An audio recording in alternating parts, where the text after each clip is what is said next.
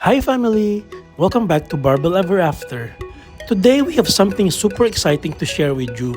Nabook kami as commercial models para sa isang Australian Tourism Government ad campaign. Ang video at photoshoot namin na to ay gaganapin sa Centennial Park dito sa Randwick, Sydney, Australia. Ready na ba kayo? Let's go! Tara, let's! Dumating kami ng maaga for our 10 a.m. call time. Grabe, ang ganda talaga ng lugar na to kasi mayroon silang mga ponds with swans, ducks, at iba pang wildlife animals. We assembled at the Spruce Goose Coffee Truck sa loob ng park para sa short project briefing and introduction. May isa pa nga palang family dito na kasama namin, yung family nila Mila at Noah. They are so nice and friendly. Si Mila nga super sweet kay Blair, kaya naging comfortable at confident si Ate Blair during the shoot.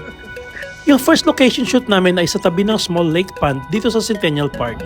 The team took photos and videos of us just spending family time, looking at the ducks and the swans, walking around, and enjoying nature with the happy time sa park.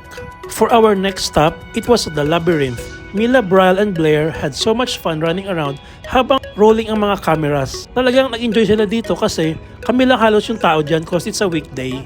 After nyan, we walked a bit to another small lake pond. We took more photos and videos as a family enjoying beautiful surroundings. Siyempre feeling kami dyan, artista, di ba? For our next location, we drove for 5 minutes to reach the greenhouse. Dito pa rin yan sa Centennial Park. Mila and Blair did some scooter and skateboarding shoots, kaya naman nag-enjoy talaga sila. Habang kami naman ni Baby Bryle, naglaro sa playground playing with the slides, seesaw, and swing. After a few takes of Blair and the scooter, it was time for lunch. We enjoyed Greek pita bread with chips, chicken, and vegetables. Siyempre provided yan ng production team.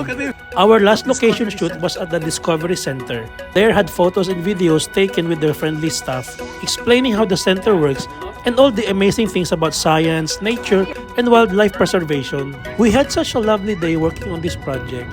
We finished the shoot happy and delighted, at syempre meron kami mga bagong friends.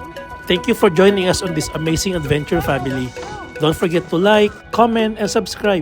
At hopefully, pag-pray nyo kami for more projects to come. See you on the next one. Bye, family! We put the good in the